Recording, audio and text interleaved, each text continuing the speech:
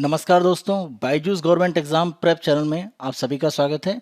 आज हम 7 दिसंबर 2020 के समाचार विश्लेषण आपके सामने प्रस्तुत कर रहे हैं, जिसमें द हिंदू अखबार के प्रमुख आलेखों की हम समीक्षा करेंगे और उसमें प्रारंभिक और मुख्य परीक्षा से संबंधित प्रैक्टिस के लिए आपको प्रश्न भी दिए जाएंगे। हम अपनी फर्स्ट न्यूज़ पर आते हैं। A mirage sold as panacea for the unorganise sector. यहाँ पर अगर हम देखें तो भारत सरकार की तरफ से श्रम सुधार लागू किए गए हैं। इसको हम कई बार चर्चा भी कर चुके हैं।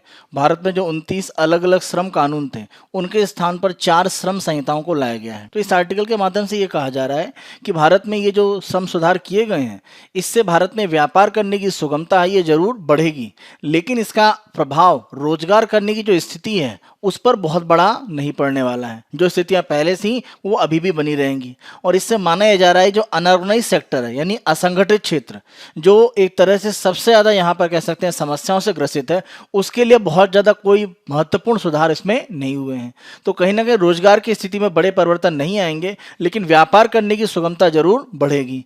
तो ये एक तरह से सुधार जो किए गए उनका एक विवादित हिस्सा आप कह सकते हैं। तो जो भी यहाँ पर सुधार किए गए, इसमें अगर हम 2 प्रमुख सुधार देखें तो न्यूनतम मजदूरी की एक बात की गई है और सामाजिक सुरक्षा की बात की गई है। सामाजिक सुरक्षा का मतलब जैसे अगर हम बात करें कि जो भी आपका हेल्थ के लिए इंश्योरेंस देने की बात है, या अगर हम बात करें जो भी प्रोविडेंट फंड या भविष्य निधि दिया जाता है उसकी अगर हम बात करें, तो इस तरह का जो भी बीमा या भविष्य निधि की जो बात है, इसको एक तरह से मजदूरों को देने की बात कही जा रही है। अगर हम यहाँ पर ईएसआई की बात करें, यानी एम्प्लॉयज स्टेट इंश्योरेंस, इनकी अगर हम ये बात करें तो ईएसआई की जो सुविधा है और प्रोविडेंट फंड की सुविधा है, इसको एक तरह से आवश्यक कर दिया गया है उन इकाइयों के लिए जहां पर 10 या उससे अधिक श्रमिक काम कर रहे हैं।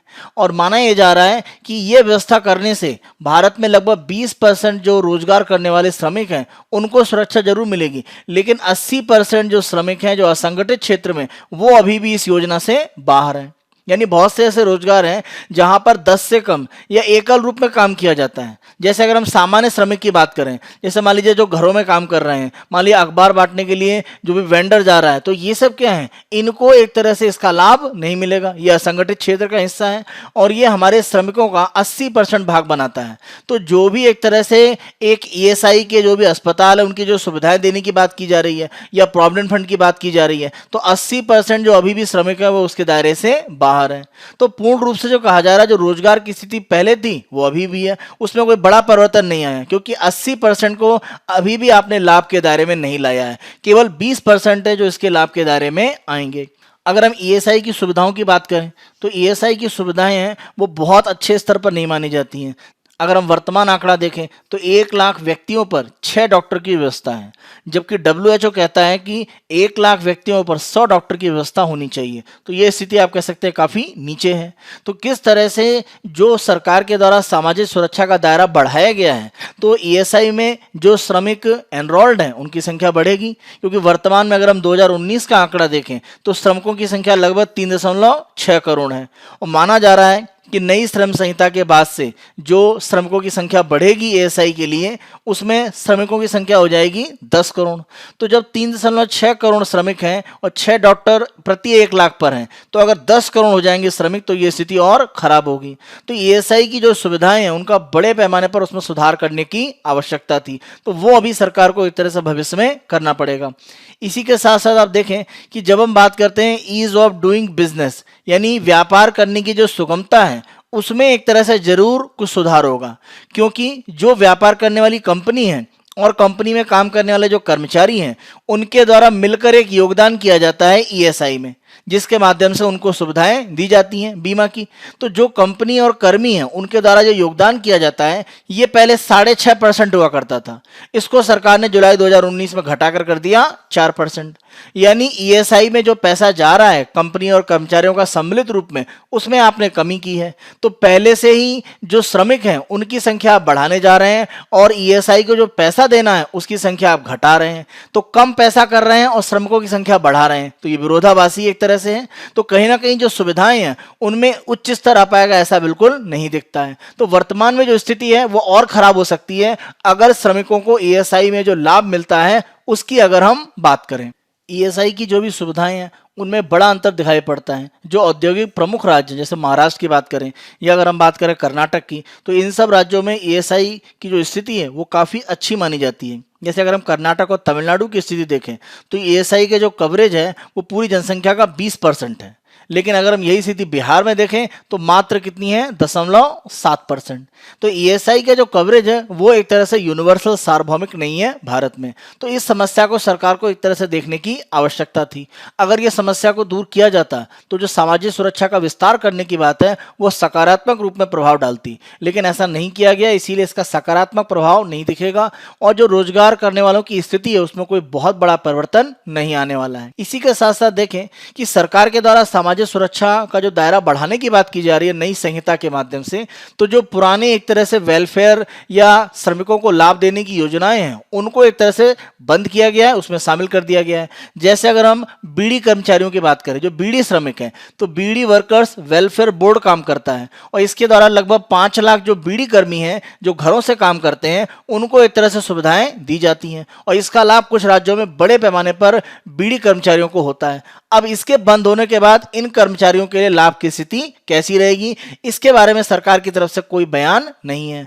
तो इस तरह की जो योजनाएं पहले चल रही थी उनको जब आपने इसमें मिलाया है तो ये देखना पड़ेगा किसी विशेष योजना से लाभ प्राप्त करने वाले अभी भी वो लाभ प्राप्त कर सकते हैं अलग से या नहीं।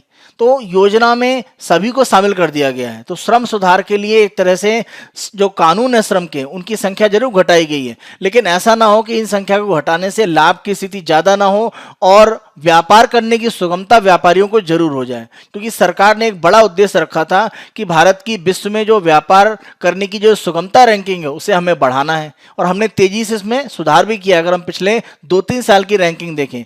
लेकिन इस रैंकिंग का सुधार रोजगार की जो स्थिति है यानी जो काम करने वालों की वर्तमान स्थिति है उसमें अगर बिना सुधार हुए होता है तो ये कोई सकारात्मक परिवर्तन नहीं कहा जाएगा। तो इसके लिए भविष्य में कहीं ना कहीं सरकार को देखने की आवश्यकता है। अगर हम न्यूनतम मजदूरी की बात करें, यहाँ पर एक गारंटी इन सुधारों के माध्यम से दी जा रही है कि मिनिमम वेज दिया जाएगा कर्मचारियों को। सरकार का कहना है कि वो एक आधार मजदूरी यानी फ्लोर वेज अनाउंस करेगी, इससे नीचे किसी भी श्रमिक को कोई वेतन नहीं दिया जाएगा। तो यहां पर क्या है कि 2019 में सरकार के द्वारा 178 रुपए प्रतिदिन की घोषणा की गई थी और इसी साल इसको बढ़ाकर 202 रुपए किया गया है। लेकिन अगर हम यहां पर देखें तो ये आंकड़े भी कोई बहुत ज्यादा नहीं है, क्योंकि श्रम मंत्रालय का अपना एक विशेषज्ञ जो समिति है उसके द्वारा कहा गया था कि 375 रुपए प्रतिदिन दिया जाना चाहिए। अगर हम रंगराजन कमेटी की जो सिफारिशें हैं उनमें भी देखें तो गरीबी रेखा की नीचे की जो लिमिट है उससे भी एक तरह से ये कम है। तो कहीं ना कहीं सरकार को ये देखना पड़ेगा कि जो न्यूनतम मजदूरी की बात की जा रही है कि सभी को दिया जाएगा, ऐसा तो नहीं है ये न्यूनतम मजदूरी एक आधार बना दे आपका मजदूरी के लिए, खासतौर पे गरीबी रेखा से नीचे के लिए। तो हमें गरीबी रेखा के नीचे के जो आंकड़े उनसे ऊपर एक तरह से न्यूनतम मजदूरी की बात करनी चाहिए, जो अभी इसमें नहीं दिख रहा है। तो कहीं ना कहीं अगर आप देखें हमने 2 पैमानों पर यहाँ पे इस आर्टिकल में जांच की गई है, एक तो न्यूनतम मजदूरी और एक जो सामाजिक सुरक्षा की बात की गई है। तो बहुत बड़े पैमाने पर इसका विस्तार नहीं हो रहा है। तो कहीं ना कहीं जो स्थितियां रोजगार की हैं काम करने में उसमें कोई बड़ा परिवर्तन नहीं आने वाला है। हाँ, ये अलग बात है व्यापार करने की सुगमता में बड़े सुधार जरूर एक तरह से देखे जाएंगे। तो श्रम सुधार अगर हम देखें तो रोजगार की स्थिति में परिवर्तन कम हो रहा है, व्यापार करने की सुगमता में ज्यादा सुधार हो रहा है। जैसे अगर हम देखें हड़ताल करना अब एक तरह से कठिन बना दिया गया है, जो नए श्रम सुधार हैं। और इसके विपरीत अगर हम देखें कोई भी औद्योगिक इकाई है उसको बंद करना यानी कर्मचारियों को रोजगार पर रखना और हटाना, जिसे हम बोलते हैं हायर एंड फायर की पॉलिसी, उसको आसान कर दिया गया है। तो ये व्यापार की सुगमता को जरूर बढ़ाएगा, लेकिन रोजगार करने वाले की जो स्थिति है उसमें कोई बड़ा परिवर्तन नहीं आएगा। तो रोजगार की जो सुरक्षा है उसको लेकर एक संकट की स्थिति यहाँ पर दिख रही है। वर्तमान में जो श्रम सुधार किए गए उसमें भविष्य में कुछ सुधार इस तरह से किए जाएं जिससे कि जो न्यूनतम मजदूरी है वो वर्तमान स्थिति है उसके अनुसार हो सके, जो मुद्रास्फीति की स्थिति है उसके अनुसार वो एक तरह से दी जाए। ऐसा ना हो कि मुद्रास्फीति बहुत ज्यादा है और उसका प्रभाव जो न्यूनतम मजदूरी पर बिल्कुल ना पड़े या दिखाई ना पड़े। क्योंकि अगर मुद्रास्फीति ज्यादा है और न्यूनतम मजदूरी इसके अनुसार नहीं ज्यादा बढ़ाई जाती है तो एक तरह से श्रमिकों को बहुत ज्यादा लाभ नहीं होगा, वो पुरानी स्थिति में ही रहेंगे। जो भी सामाजिक सुरक्षा दी जा रही है वहां पर सुविधाओं को अच्छा करने का प्रयास किया जाए, कवरेज को बढ़ाना और सुविधाओं को न्यूनतम स्तर पर ला देना, ये एक तरह से भविष्य का काम नहीं हो सकता है। तो सुविधाओं को आप विस्तारित करें लेकिन सुविधाओं को और अच्छा करें, तब उसका विस्तार एक तरह से सफल हो पाएगा। तो ये कुछ इस तरह के परिवर्तन है जो सरकार को भविष्य में करने की जरूरत है, अगर इन श्रम सुधारों को हम रोजगार की जो वर्तमान में हमारे श्रमिकों की स्थिति है उसमें अगर सुधार करने के नजरिए से देखें। इसी हमारी चर्चा के आधार पर एक क्वेश्चन आप 250 शब्दों में लिखने का प्रयास कीजिएगा। भारत में लागू किए गए श्रम कानूनों में सुधार से रोजगार की स्थिति पर किस प्रकार प्रभाव पड़ेगा। तो यहाँ बताएंगे हम, दो हमने डिस्कस किए, उन्हीं के आधार पर आप बताएं कि रोजगार की स्थिति में बड़े परिवर्तन नहीं आने वाले हैं। जैसे हमने जब सामाजिक सुरक्षा की बात करी तो वहां केवल 20% को लाभ है, 80% को लाभ नहीं है। तो लगभग जो पुरानी स्थिति है वो एक ही तरह से अभी भी बनी हुई है। जहां तक न्यूनतम मजदूरी की बात करें तो वो वर्तमान के जो आंकड़े उनसे बहुत ज्यादा मिलती नहीं है, यानी जो विशेषज्ञ समिति की सिफारिशें थी उससे काफी कम है। तो इस तरह से आप बता सकते हैं कि रोजगार स्थिति में कोई बहुत बड़े परिवर्तन नहीं आने वाले हैं इन श्रम सुधारों से। हम अपनी नेक्स्ट न्यूज पर आते हैं और ये इस संयुक्त राष्ट्र संघ में एक तरह का जो प्रस्ताव है उस प्रस्ताव के विरोध में एक तरह से भारत के द्वारा जो कुछ तथ्य दिए गए हैं उसके संबंध में ये आर्टिकल है। यूएनएओसी का जो प्रस्ताव संयुक्त राष्ट्र संघ में आया है कल्चर एंड पीस के नाम पर, यानी संस्कृति और शांति, इस प्रस्ताव में एक तरह से कुछ विशेष धर्मों पर धार्मिक घृणा के कारण जो भी अपराध हो रहे हैं, उनके ऊपर हिंसा हो रही है, उसके बारे में विचार जरूर व्यक्त किए गए हैं, लेकिन अन्य धर्मों पर जो हो रहे हैं उसके बारे में कोई तथ्य नहीं है। खासतौर पर अगर हम देखें तो इस कल्चर एंड पीस यानी संस्कृति और शांति का जो प्रस्ताव है इसमें इस्लाम, ईसाई धर्म और यहूदी धर्म, इन धर्मों के ऊपर जो भी एक तरह से धार्मिक घृणा के कारण जो कार्रवाई हो रही है, या इनके ऊपर कह सकते हैं जो भी धार्मिक उन्माद के कारण हमले हुए हैं, उनको एक तरह से यहाँ पर एक वरीयता दी गई है।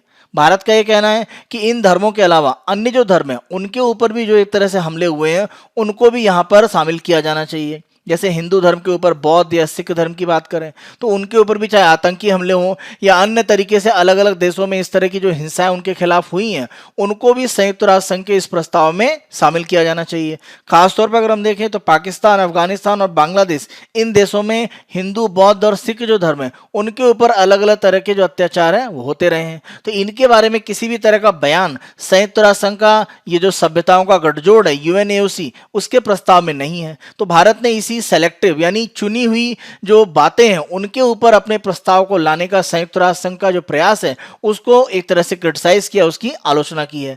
तो कुछ चुने हुए तथ्यों के आधार पर नहीं होना चाहिए। एक वैश्विक संस्था है संयुक्त राष्ट्र संघ, तो उसका प्रस्ताव है वो वैश्विक एक तरह से जो मत है उसके आधार पर होना चाहिए। क्योंकि अगर आप चुने हुए तथ्यों के आधार पर बातें कहते हैं तो कोई ऐसा तथ्य जो छिपा रहता है या उसके बारे में बात नहीं कही जाती है, तो ये कहीं ना कहीं कुछ एक तथ्य को बढ़ावा देना या कुछ घटनाओं के आधार पर एक विशेष धर्म को टारगेट करने की स्थिति बनती है। तो इससे संयुक्त राष्ट्र संघ को एक तरह से बचना चाहिए, ऐसा भारत का मानना है।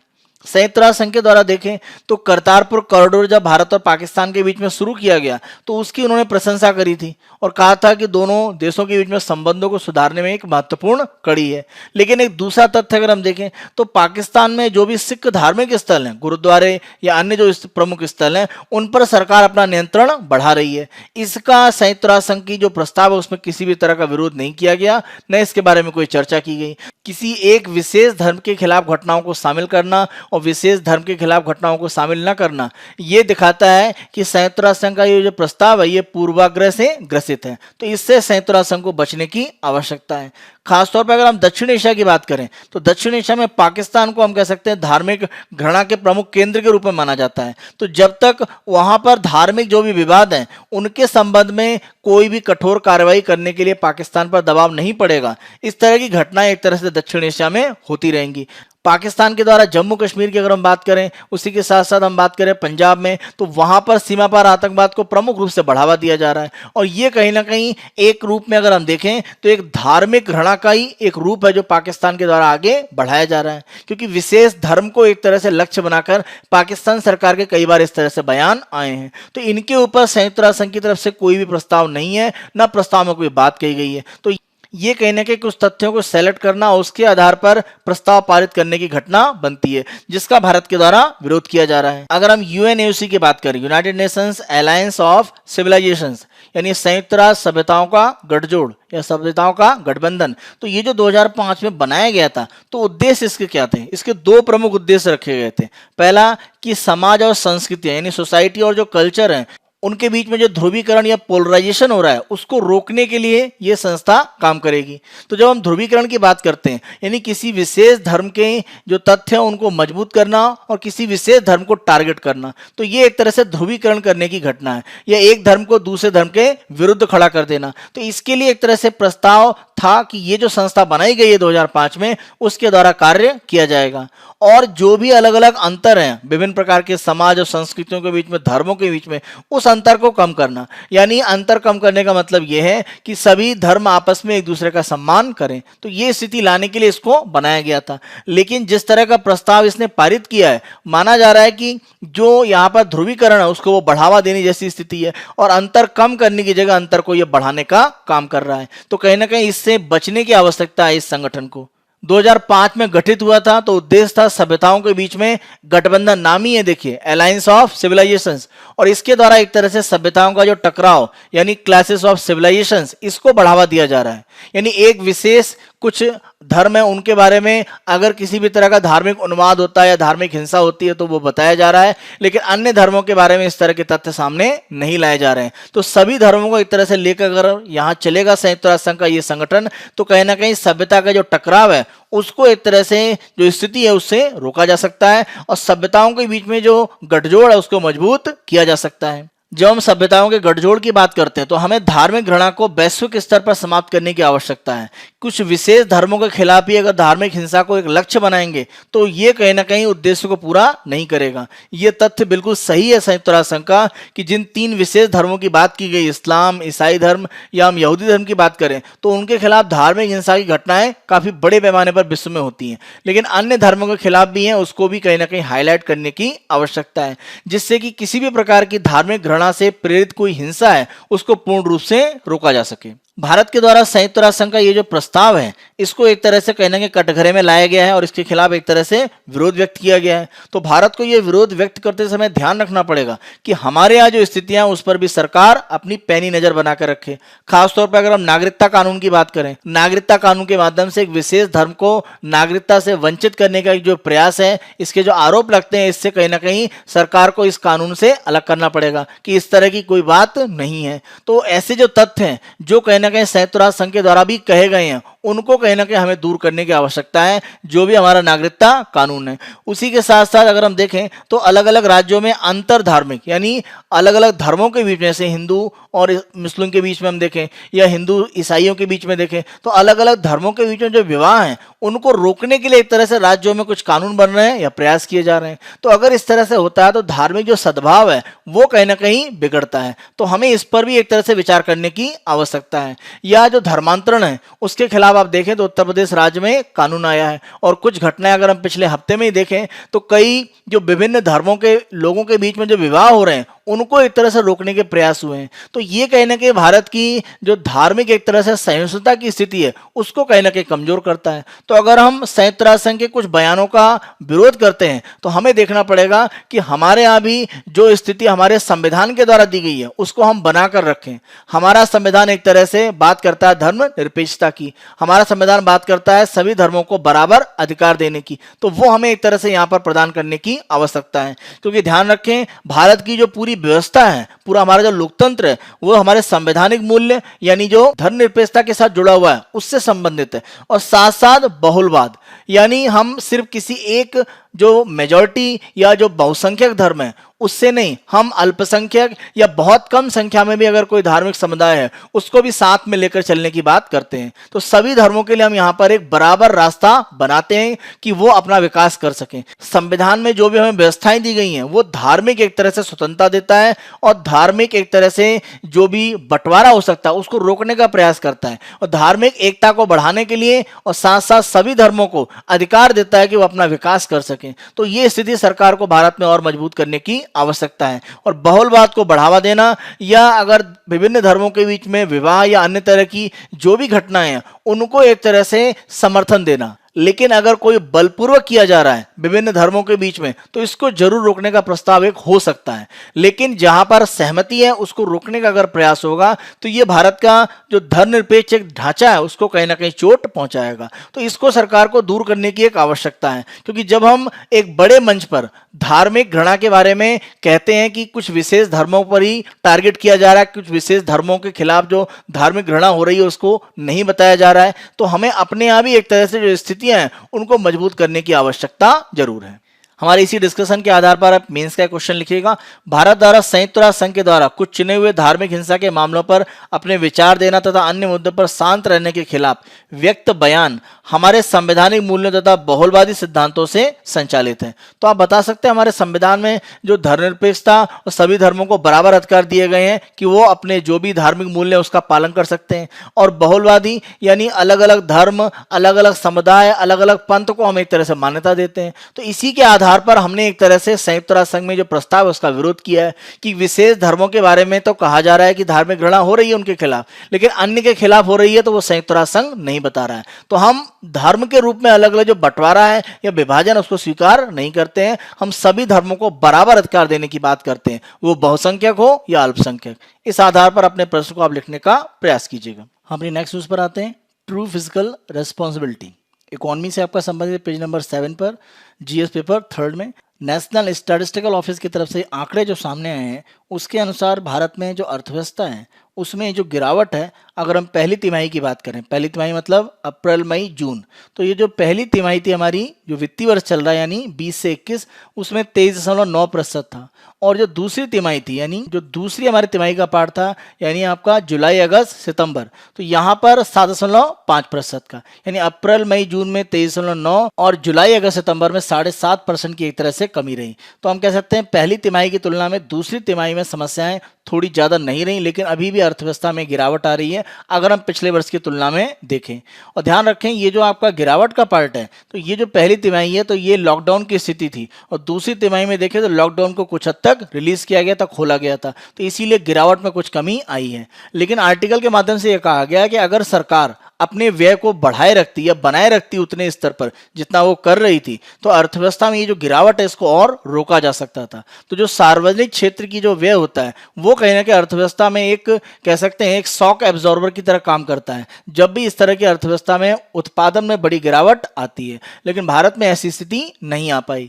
हम देखें भारत में माना गया कि जो कोविड-19 का प्रभाव रहेगा तो हमारी अर्थव्यवस्था में जो रिकवरी है वो वी शेप में रहेगी।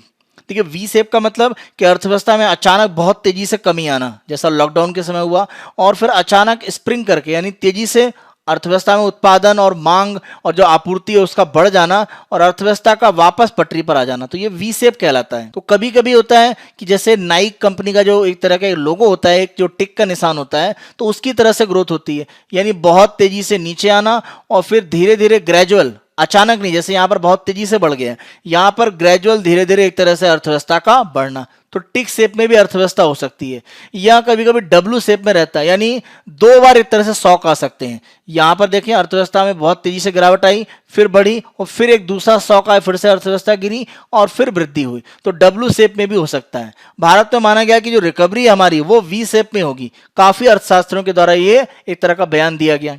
लेकिन अगर हम यहाँ पर देखें तो अब वी शेप के पार्ट की जो रिकवरी है वो एक तरह से नहीं दिख रही है, क्योंकि जो गिरावट हुई है उसमें यहाँ पर भी गिरावट की स्थिति है, लेकिन इसकी तुलना में कम जरूर है अगर हम पहली तिमाही से तुलना करें। लेकिन अभी भी अर्थव्यवस्था पिछले वर्ष की तुलना में, पिछले वित्तीय वर्ष की तुलना में गिरावट को दिखा रहा है। तो ये अभी तक रुक नहीं पा रहा है, तो इसको कहीं ना कहीं नियंत्रित करने की आवश्यकता है। क्योंकि सामान्य रूप में जब आप वी शेप का बात करते हैं कि अर्थव्यवस्था में एक तरह से वी शेप में रिकवरी होगी, तो इसको आपूर्ति के आधार पर माना जाता है, यानी जो उत्पादन है अगर उसके माध्यम से अर्थव्यवस्था में सप्लाई को बढ़ाया जाता है तो जो अर्थव्यवस्था में कमी आई है उसमें एक रिकवरी आती है। लेकिन भारत में हम देखें तो लॉकडाउन के समय में उत्पादन लगभग रुका हुआ था। इस कारण से माना किया गया कि जो हमारा आउटपुट है, उत्पादन है, वो किस पर निर्भर कर गया, मांग पर। तो लॉकडाउन जैसी स्थिति के बाद जो उत्पादन है वो तभी बढ़ेगा जब अर्थव्यवस्था में मांग होगी, और मांग के लिए आवश्यक है कि लोगों के पास जो आय है उसका साधन होना चाहिए। अब रोजगार हटे थे तो लोगों के पास आय का साधन नहीं था, वो व्यय नहीं कर सकते थे क्योंकि बहुत अधिक उनके पास संसाधन नहीं थे। जब लोगों के पास संसाधन नहीं थे, वो व्यय नहीं कर सकते थे, तो ऐसी स्थिति में मांग का बढ़ना बहुत आसान नहीं था और इसी कारण से जो आउटपुट या उत्पादन अर्थव्यवस्था में वो नहीं बढ़ा। तो वी सेव रिकवरी के लिए माना जाता है कि वो आपूर्ति पर आधारित होती है और ऐसा हो नहीं पाया क्योंकि लॉकडाउन के बाद से मांग में जो वृद्धि है उसको माना गया आउटपुट बढ़ाने का आधार, और मांग में वृद्धि हुई नहीं, इसीलिए आउटपुट में बहुत वृद्धि नहीं हुई और उत्पादन नहीं बढ़ा। अर्थव्यवस्था में जो गिरावट है वो पहली तिमाही की तुलना में कम हुई, लेकिन गिरावट लगातार बनी हुई है। एक दूसरा पक्ष अगर हम देखें तो निवेश, अर्थव्यवस्था में उत्पादन करने के लिए निवेश की आवश्यकता है, वो चाहे विदेशी निवेश हो या घरेलू निवेश अर्थव्यवस्था का, तो बिना निवेश के उत्पादन संभव नहीं है। लॉकडाउन के बाद की स्थिति में जो आउटपुट है उसमें बहुत तेजी से वृद्धि नहीं हुई, तो जो निवेशक इंतजार कर रहे थे लॉकडाउन खुलने के बाद कि वो निवेश करेंगे, वो ये देख रहे थे कि उत्पादन में कुछ रिकवरी होती है या नहीं होती है, तो रिकवरी बहुत ज्यादा नहीं हुई, तो उन्होंने अपने निवेश को रोक लिया। इस कारण से रिकवरी और ज्यादा कमजोर हो गई। तो रिकवरी की स्थिति दिख रही थी अर्थव्यवस्था में, लेकिन जो निजी निवेश था वो बहुत ज्यादा अर्थव्यवस्था में नहीं आया, आउटपुट बढ़ा नहीं और कहीं ना कहीं मांग में कमी थी। वो एक कारण था कि आउटपुट कोई बढ़ाना नहीं चाहता था, अर्थव्यवस्था में मांग की स्थिति ज्यादा नहीं थी, तो ये कहने के अर्थव्यवस्था को कमजोर करने का ये काम कर रहा था। अगर हम दूसरी तिमाही में कुछ आंकड़ों को देखें जो सकारात्मक एक तरह से यहां पर दिखाते हैं कि अर्थव्यवस्था में कहीं ना कहीं रिकवरी जल्द होने की बिल्कुल संभावनाएं हैं, तो अगर हम देखें सकल स्थिर पूंजी निर्माण, यानी हम ग्रॉस फिक्स्ड कैपिटल फॉर्मेशन की बात करें, जो निजी निवेश का पार्ट है, दूसरी तिमाही में देखा गया कि इसमें 60% की एक बढ़ोतरी हुई है। तो निवेश जब बढ़ेगा तभी अर्थव्यवस्था में कुछ स्थितियां सुधर सकती हैं। तो आप देखें, जब हम पहली तिमाही की बात करते हैं तो 23.9, दूसरी में कितना है 7.5%। तो इसका बड़ा कारण यही है कि जो सकल स्थिर पूंजी निर्माण है इसमें 60% की वृद्धि हुई, कहीं ना कहीं निजी निवेश वो बढ़ा है और इसके बढ़ने से पूंजी निर्माण कैपिटल फॉर्मेशन की प्रक्रिया एक तरह से बढ़ती है।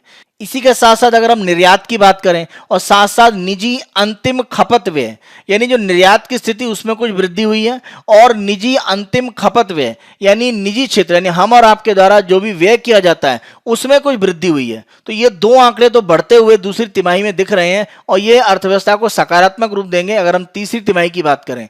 लेकिन समस्या कहां पर है, सरकारी अंतिम खपत व्यय, यानी भारत सरकार की तरफ से सार्वजनिक क्षेत्र से जो भी एक्सपेंडिचर व्यय किया जाना है उसमें 25% की कमी आ गई है। तो ये एक कह सकते हैं सबसे नकारात्मक बिंदु है वर्तमान में जो रिकवरी की बात हो रही है भारतीय अर्थव्यवस्था की उसके लिए, क्योंकि इसका बहुत होना आवश्यक है। अर्थव्यवस्था में सार्वजनिक क्षेत्र के द्वारा जो किया गया व्यय है वो अर्थव्यवस्था की अगर मंदी की स्थिति है उससे बाहर निकालने में एक बड़ी मदद करता है, क्योंकि कहीं ना कहीं एक स्थिर और एक टिकाऊ निवेश का साधन है वो अर्थव्यवस्था को मिल जाता है जो निवेश किया जाता है सार्वजनिक क्षेत्र की तरफ से। माना जा रहा है कि जो दूसरी हमारी तिमाही है उसमें जो 7.5% की एक गिरावट दिख रही है वो कम होती अगर सरकारी व्यय समान बना रहता। यानी सरकारी व्यय जो पहली तिमाही थी, यानी अगर अप्रैल मई एवं जून की बात करें वहां पर जो सरकारी व्यय था उसी तरह का व्यय अगर जुलाई अगस्त सितंबर में रहता तो दूसरी तिमाही की जो ग्रोथ हमें दिख रही है उसमें जो कमी दिख रही है 7.5 की वो और कम हो सकती थी। तो ये बढ़ा किस लिए या बहुत ज्यादा कमी क्यों नहीं हो पाई, कारण सरकारी व्यय पहली तिमाही की तुलना में एक तरह से बहुत ज्यादा उतना बना नहीं रहा बल्कि उसमें कमी आ गई। अभी हमने देखा 25% की कमी है, तो ये कहीं ना कहीं सरकार को बढ़ाने की आवश्यकता है। सरकार की भी समस्या है, लॉकडाउन के कारण आर्थिक स्थिति कमजोर हुई, उत्पादन हुआ नहीं, तो सरकार की जो भी राजस्व वसूली उसमें बहुत बड़े पैमाने पर कमी आई है। जो बाहरी निवेश है वो स्थिति एक तरह से कहीं ना कहीं बहुत अच्छी नहीं है। तो ये सब कहीं ना कहीं जो निवेश है उसको सार्वजनिक क्षेत्र में कमजोर कर रहा है। सार्वजनिक क्षेत्र को मजबूत रखने का एक बड़ा परिणाम यह रहता है कि आउटपुट की अगर कमी होती भी है तो ऐसी स्थिति में अर्थव्यवस्था को संकट से वो बचाता है, क्योंकि वो निवेश करके उत्पादन या आउटपुट को बढ़ाता है।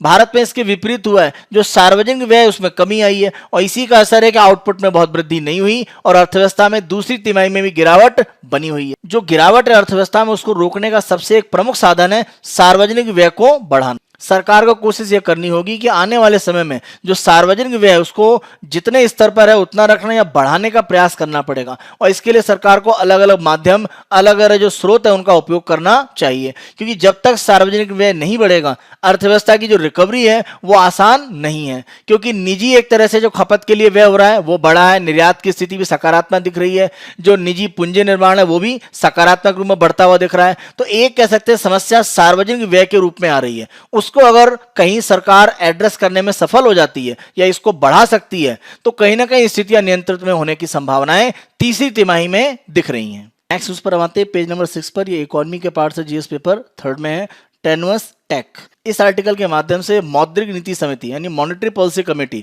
उसका अभी शुक्रवार को एक तरह से जो निर्णय आया है, यानी 2 महीने पर जो हमारे यहाँ मौद्रिक नीति की समीक्षा की जाती है 6 सदस्यों की इस कमेटी के द्वारा, एमपीसी का जो निर्णय आया उसमें ब्याज दरों में कोई परिवर्तन नहीं किया गया और जो भी पुरानी ब्याज दरें उनको बनाकर रखा गया, यानी रेपो दर, रिवर्स रेपो दर, बैंक रेट, सीआरआर, एसएलआर, इस तरह के किसी भी रेट पर कोई परिवर्तन नहीं किया गया। जबकि स्थिति यह है कि जो मुद्रास्फीति है, इन्फ्लेशन, उसमें एक तरह से जो बढ़ोतरी है वो देखी जा रही है। तो मुद्रास्फीति अगर हम वर्तमान स्तर पर देखें तो ये 6.2 के एक स्तर को पहुंच रही है।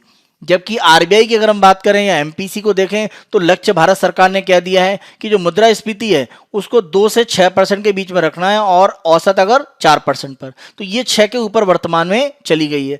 मौद्रिक नीति समिति का ये जो निर्णय आया था उसमें बढ़ती हुई जो मुद्रास्फीति है उसको एक तरह से लक्षित करने की आवश्यकता थी, लेकिन आरबीआई की तरफ से विकास को कहीं ना कहीं लक्ष्य बनाया गया, यानी जो मुद्रा आपूर्ति की स्थिति है उसमें कोई परिवर्तन आरबीआई नहीं करना चाहता है। आप जानते हैं मुद्रास्फीति का एक बड़ा कारण यह भी होता है कि बाजार में आवश्यकता से ज्यादा तरलता का होना, यानी सामान कम है और तरलता ज्यादा है, यानी सामान मान लीजिए 2 ही है और पैसा बाजार में मान लीजिए ज्यादा हो जाए तो ऐसी स्थिति में भी मूल्य बढ़ सकते हैं। लेकिन आरबीआई का मानना है कि जो वर्तमान में मुद्रास्फीति दिख रही है, खासतौर पर खाद्य वस्तुओं की बात करें तो ये केवल आपूर्ति की एक समस्या है। आरबीआई का मानना है जैसे जैसे सब्जी और अन्य जो उत्पाद जिनमें मूल्य वृद्धि दिख रही है वो बाजार में पहुंचेंगे तो ये जो मुद्रास्फीति दिख रही है इसमें कुछ कमी आएगी। आरबीआई को यहाँ पर एक ध्यान रखना पड़ेगा कि हम स्टील की बात करें या अगर हम बात करें जो भी ईंधन यूज किए जा रहे हैं या अगर हम बात करें जो भी एक तरह से लौह अयस्क उपयोग किया जा रहा है, इन सब के मूल्यों में वृद्धि हुई है। कहीं ना कहीं केवल खाद्य वस्तुओं के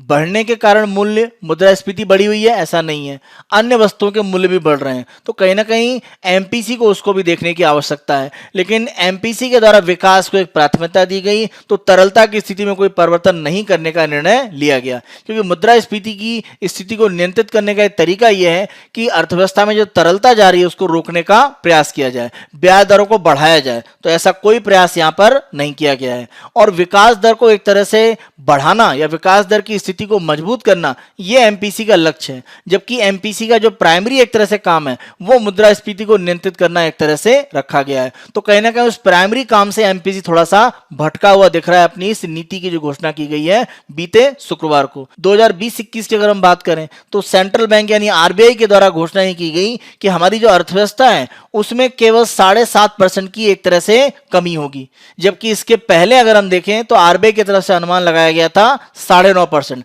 तो इसमें 2% की कमी की गई है। इसका मतलब विकास के लिए जो संभावनाएं हैं वो आरबीआई काफी सकारात्मक देख रहा है। और इसी के साथ साथ अगर हम देखें तो ये जो अनुमान लगाया गया है केवल 7.5% हमारी अर्थव्यवस्था में कमी आएगी अगर 2020-21 की बात करें, तो अभी हमने डिस्कस किया कि क्वार्टर फर्स्ट यानी पहली तिमाही और दूसरी तिमाही में देखें तो लगभग यहां पहले में 20% से ज्यादा और दूसरे में लगभग 7.5% की कमी रही है। अब आरबीआई का मानना है कि जो तीसरा क्वार्टर है, तीसरी तिमाही है, उसमें अर्थव्यवस्था में 0.1% की वृद्धि होगी और जो चौथी तिमाही है उसमें 0.7% की होगी। इसके आधार पर यह अनुमान लगाया जा रहा है कि जो 9.5% की गिरावट 2020-21 के लिए आरबीआई मान रहा था वो अब केवल 7.5 है।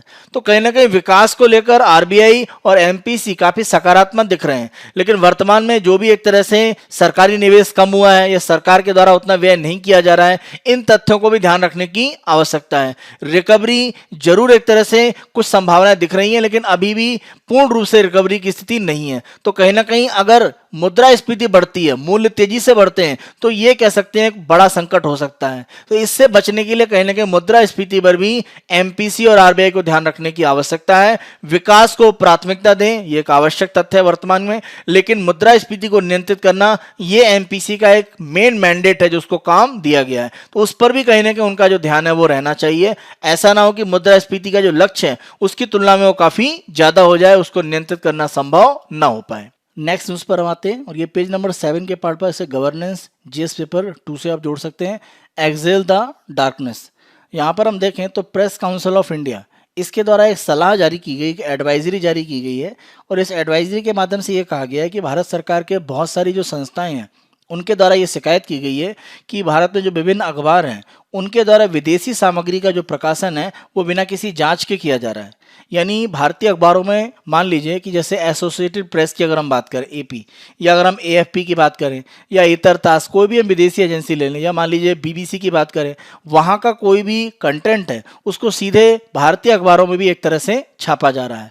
तो यहाँ सलाह के माध्यम से ये कहा गया है कि उसकी जांच पड़ताल करके या सही रूप में वो तथ्य सही है या भ्रामक है, इसकी एक तरह से निश्चिंत होने के बाद ही किसी भी प्रकार की जो विदेशी सामग्री है उसे भारतीय अखबारों में प्रकाशित किया जाए।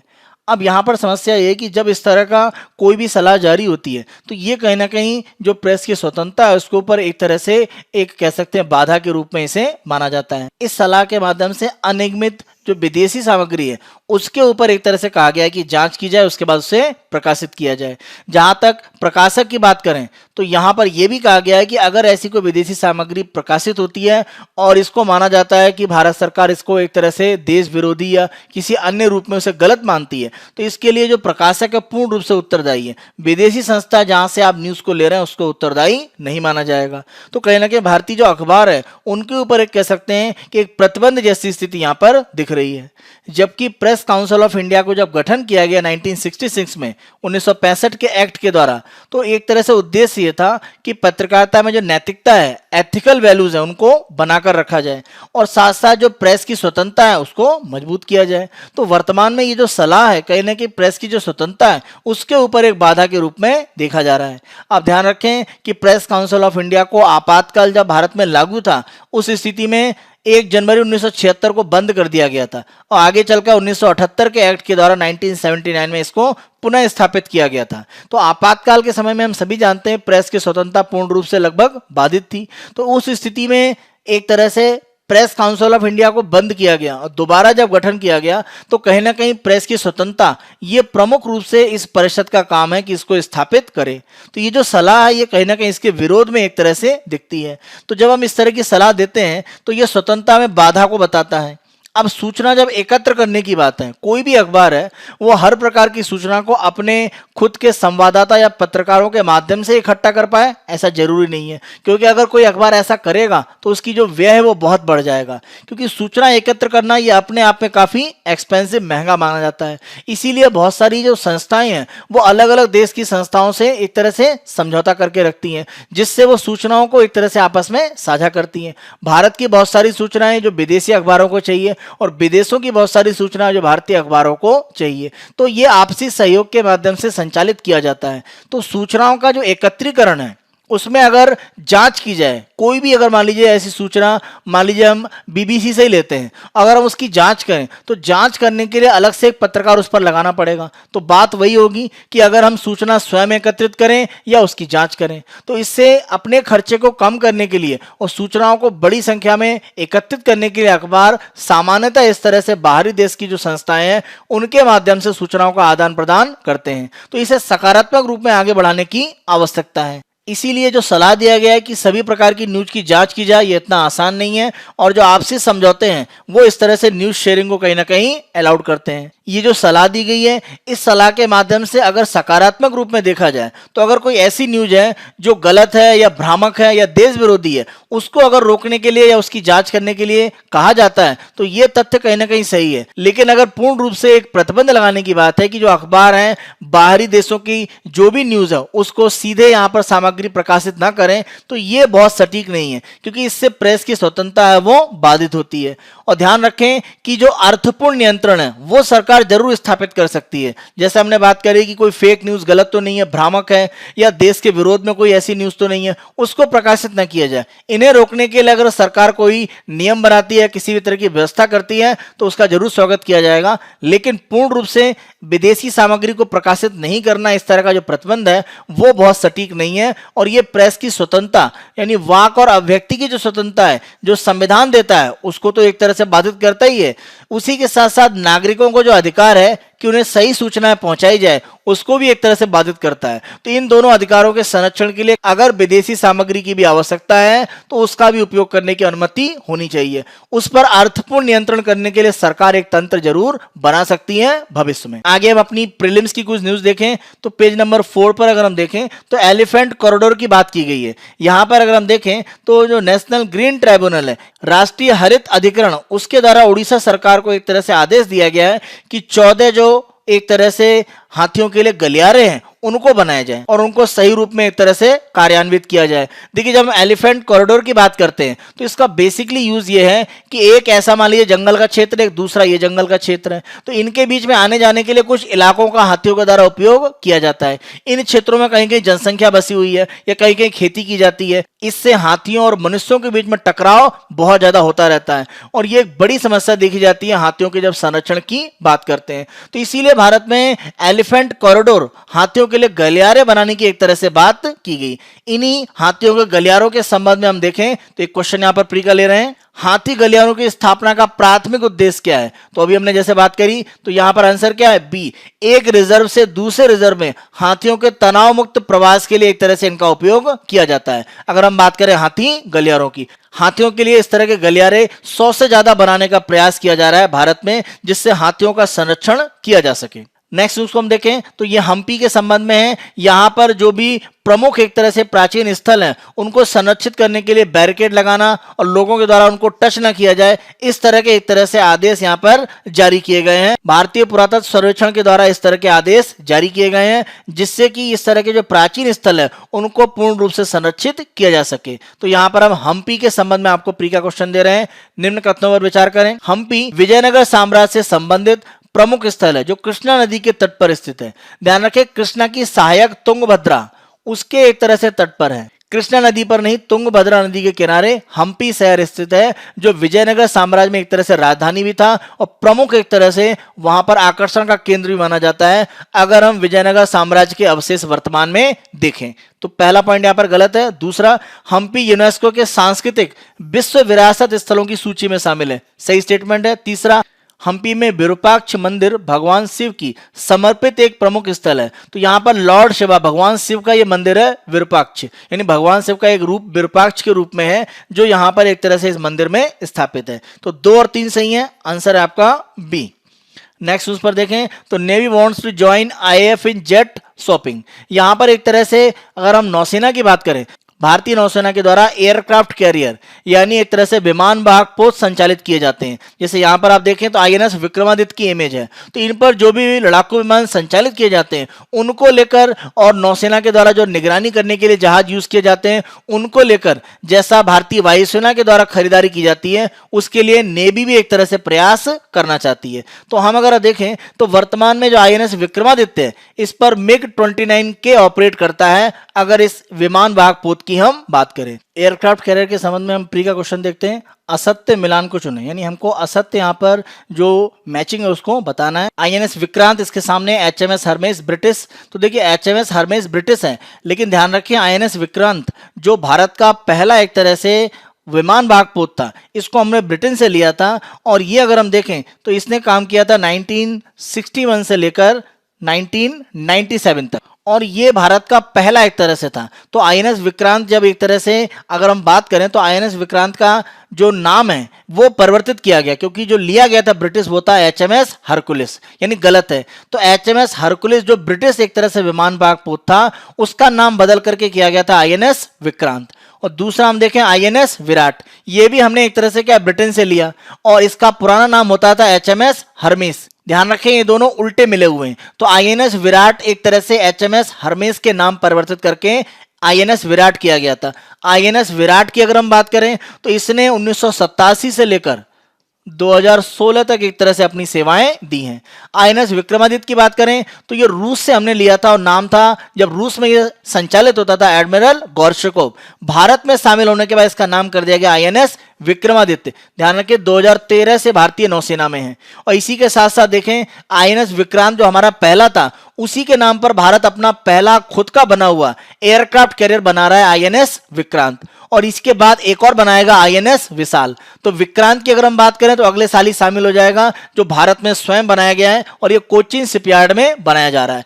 INS विशाल इसके बाद बनाने के लिए एक तरह से सरकार का प्रयास है। तो पहला दूसरा असत्य है, यानी आंसर आपका ए। अगला हम देखते हैं SII seeks emergency use nod for Covishield in India, यानी अगर हम सीरम इंस्टीट्यूट ऑफ इंडिया की बात करें तो उनके द्वारा कोविशील्ड जो वैक्सीन है उसके एक तरह से जो ट्रायल है उसके लिए अनुमति लेने की एक तरह से यहां पर आपातकालीन बात की गई है। इसके लिए drugs controller general of India उनसे एक तरह से मंजूरी की बात कही गई है। तो हम इन्हीं drug controller general of India इनके संबंध में आपको प्री का क्वेश्चन दे रहे हैं। ड्रग्स एंड कॉस्मेटिक्स एक्ट 1940 के तहत ड्रग्स के निर्माण, बिक्री और वितरण का विनियमन मुख्य रूप से राज्य का विषय है, यानी उनका निर्माण करना, बिक्री और जो वितरण है वो राज्य एक तरह से देखते हैं। तो ये पहला सही है। दूसरा, देश में नवीन ड्रग, कोई नया दवा बनाई जा रही है या क्लिनिकल ट्रायल, जैसे हम वैक्सीन की बात करें, ड्रग्स में दवाओं में मानक स्टैंडर्ड बनाना या आयातित बाहर से कोई दवा आ रही है उनकी जो गुणवत्ता है इस पर नियंत्रण करने के लिए केंद्र सरकार को एक तरह से अधिकार है। तो केंद्र सरकार अपनी संस्था के माध्यम से ये सारे कार्य करती है, जबकि निर्माण, बिक्री और वितरण राज्य करता है। तो दूसरा स्टेटमेंट यहां पर सही है। तीसरा देखें, drug controller general of India इनके द्वारा रक्त और रक्त के जो उत्पाद होते हैं, IV तरल पदार्थ यानी जो इंट्रावीनस फ्लूइड है, जो सीधे एक तरह से शरीर में जैसे इंजेक्शन के माध्यम से दिए जाते हैं, उनके संबंध में हम बात करें, किसी नई वैक्सीन की बात करें, सेरा की अगर हम बात करें, यानी ब्लड में अगर हम देखें तो जो भी प्लाज्मा का पार्ट होता है उसमें से अगर हम फाइब्रोनोजन का हिस्सा हटा दें, यानी ब्लड में थक्का जमने के लिए जो उत्तरदायी भाग है उसको अलग करने के बाद जो एक तरह का सीरम बचता है, उनके संबंध में अगर कोई भी यहां पर नया उत्पाद आ रहा है तो उनको लाइसेंस देने का जो अनुमोदन है वो drug controller general of India के द्वारा किया जाता है। तो तीनों स्टेटमेंट सही है। आंसर आपका डी, 1, 2, 3 सभी सत्य हैं। नेक्स्ट उसको हम देखते हैं, last ditch effort to save Brexit trade talks from failure. आप सभी जानते हैं कि ब्रिटेन ने यूरोपीय संघ से अपने आप को अलग किया है। तो यूरोपीय संघ में कोई देश शामिल होता है या अलग होता है तो इसके लिए क्या एक तरह का प्रोसेस है, उसके संबंध में हमने आपको प्री का यहां पर क्वेश्चन दिया है। यूरोपीय संघ के संबंध में निम्न कथनों पर विचार करें।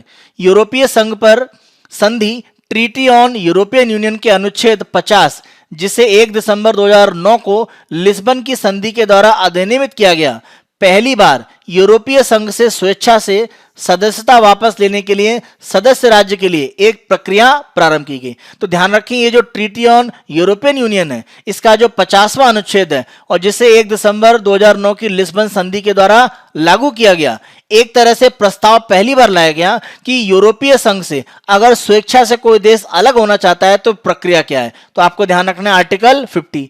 इसी तरीके से अगर कोई देश अलग हुआ है और दोबारा यूरोपीय संघ में शामिल होना चाहता है तो इसी संधि में अनुच्छेद 49 के माध्यम से प्रक्रिया दी गई है। तो 50 में अलग होना, 49 में दोबारा यूरोपीय संघ में शामिल होने की जो प्रक्रिया है उसके बारे में कहा गया है। तो दोनों स्टेटमेंट आप देखें यहां पर सही है। तो आंसर आपका हो जाता है सी, 1 तथा 2 दोनों सत्य हैं। नेक्स्ट उसको हम देखें तो Japan retrieves capsule with asteroid samples. यहां पर ध्यान रखें कि जापान की तरफ से ये एक मिशन चला था जिसमें हाइबुसा 2 मिशन का नाम रखा गया था और उसका उद्देश्य यह था कि एक क्षुद्र ग्रह से कुछ सैंपल को इकट्ठा करके पृथ्वी पर लाया जाए। ध्यान रखें, हाइबुसा जो पहली बार गया था वो भी क्षुद्र ग्रह से सैंपल के लिए गया था, लेकिन वो सफलतापूर्वक सैंपल ला नहीं पाया था। तो हाइबुसा 2 के माध्यम से एक तरह से जो प्रयास है वो किया गया।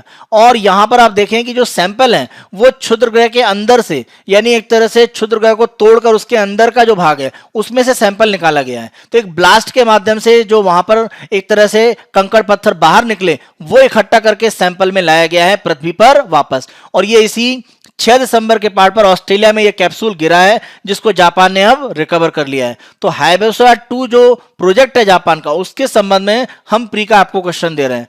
हाइबुसा 2 प्रोजेक्ट के संबंध में निम्न कथनों पर विचार करें। इस प्रोब के द्वारा रेगु क्षुद्र ग्रह से नमूने एकत्र किया जाना है। तो ध्यान रखें, क्षुद्र ग्रह कौन सा है? रेगु। 2014 में प्रक्षेपित इस प्रोब ने पहली बार एक क्षुद्र ग्रह में विस्फोट के द्वारा इसके आंतरिक भाग से भी नमूने एकत्र किए। इस क्षुद्रग्रह से नमूने एकत्रित करने की बात करें तो इसे 2019 में किया गया और एकत्रित करने में एक बार इस क्षुद्रग्रह में एक छोटा सा विस्फोट किया गया और जो कंकड़ पत्थर निकले उनको इकट्ठा करके सैंपल के रूप में लाया गया है। तो पहली बार इस तरह से एक विस्फोट के माध्यम से क्षुद्रग्रह में से सैंपल को इकट्ठा किया गया है। तो दूसरा स्टेटमेंट सही है। तीसरा, यह पहला प्रोब है जिसने 100 मीटर से कम व्यास के किसी आकाशीय पिंड का अध्ययन नमूने एकत्र करने के लिए किया है। तो पहली बार है कि 100 मीटर से भी एक तरह से कम व्यास का एक आकाशीय पिंड है रियुगु क्षुद्रग्रह, वहां से सैंपल इकट्ठा किया गया है इस हायाबुसा 2 प्रोजेक्ट के द्वारा। तो तीनों स्टेटमेंट सही है, आंसर है आपका डी। नेक्स्ट उसको देखें तो यूएस में देखा जा रहा है कि क्यूबा और चाइना में माइक्रोवेव एनर्जी के प्रयोग से एक तरह से कुछ जो वहां के कर्मचारी हैं अमेरिका की एक तरह से जो दूतावास हैं वो एक तरह से प्रभावित हुए हैं और वो काफी बीमार हुए हैं। तो माइक्रोवेव एनर्जी का एक तरह से जो दुष्परिणाम है वो यहाँ पर बताया गया है। तो इस तरह से एनर्जी का उपयोग करके कई तरह के हथियार प्रयोग किए जाते हैं जो एक विशेष टारगेट पर एक तरह से हमला करते हैं, जैसे लेजर गाइडेड अगर हम बात करें या माइक्रोवेव एनर्जी की बात करें या पार्टिकल जो एक तरह से होते हैं उनके माध्यम से। तो इस तरह के जो डायरेक्टली एनर्जी वेपन्स हैं उनमें माइक्रोवेव एनर्जी का भी उपयोग किया जाता है। तो इसी संबंध में हम आपको प्री का क्वेश्चन दे रहे हैं, निम्नलिखित में से किसे डायरेक्टेड एनर्जी वेपन्स माना जाता है, यानी सीधे किसी एक जगह पर लक्षित करके अगर किसी भी तरह से ऊर्जा को भेजा जाता है तो ये डायरेक्टेड एनर्जी वेपन्स कहलाते हैं। पहला, लेजर आधारित हथियार, बिल्कुल आपका सही है, माइक्रोवेव ऊर्जा हथियार और पार्टिकल बीम आधारित हथियार। तो तीनों ही एक तरह से डायरेक्टेड एनर्जी वेपन्स हैं जिनका अलग अलग तरीके से युद्ध में उपयोग किया जा सकता है। तो तीनों यहां पर हैं, तो आंसर आपका सी, 1 2 3 तीनों सही हैं। नेक्स्ट उसको देखते हैं, Saudi prince hits out at Israel at security summit. तो ध्यान रखें, मध्य पूर्व एशिया के देशों में आपस में शांति और सद्भाव को बनाए रखने के लिए एक डायलॉग किया जाता है, इसको मनामा डायलॉग के नाम से जाना जाता है। इस मनामा जो संवाद मनामा डायलॉग है इसके माध्यम से मध्य पूर्व एशिया में शांति सद्भाव के लिए प्रयास किए जाते हैं। और इसी कॉन्फ्रेंस में आप देखें सऊदी अरब के एक प्रिंस हैं, उनके द्वारा इजराइल के ऊपर एक तरह से काफी आरोप लगाए गए हैं, जबकि अभी एक सूचना आई थी कि वर्तमान में जो क्राउन प्रिंस हैं सऊदी अरब के MBS यानी मोहम्मद बिन सुलेमान, उनके द्वारा एक तरह से बैठक की गई है इजराइल के प्रधानमंत्री बेंजामिन नेतन्याहू के साथ में गुप्त रूप से। इस बयान के बाद कहना कि सऊदी अरब और इजराइल उनके बीच में संबंधों में किसी तरह का सुधार हुआ है ऐसी स्थिति नहीं दिखती है। तो हम यहाँ पर मनामा डायलॉग इसके संबंध में एक तरह से आपको प्री का क्वेश्चन दे रहे हैं। मनामा संवाद या मनामा डायलॉग किस क्षेत्र की सुरक्षा और विदेश नीति के मुद्दों पर केंद्रित है? तो ध्यान रखें, मध्य पूर्व, मिडिल ईस्ट। तो आंसर आपका बी। तो ये हमारा 7 दिसंबर 2020 का समाचार विश्लेषण था। आने वाले दिनों में अन्य दिनों के समाचार विश्लेषण हम आपको इसी तरह से प्रस्तुत करते रहेंगे। प्री और मेंस के जो क्वेश्चन दिए गए उनकी आप प्रैक्टिस करें। Byju's government exam prep channel को आप बेहद पसंद कर रहे हैं, अधिक से अधिक संख्या में लाइक, शेयर और सब्सक्राइब करें। Thank you.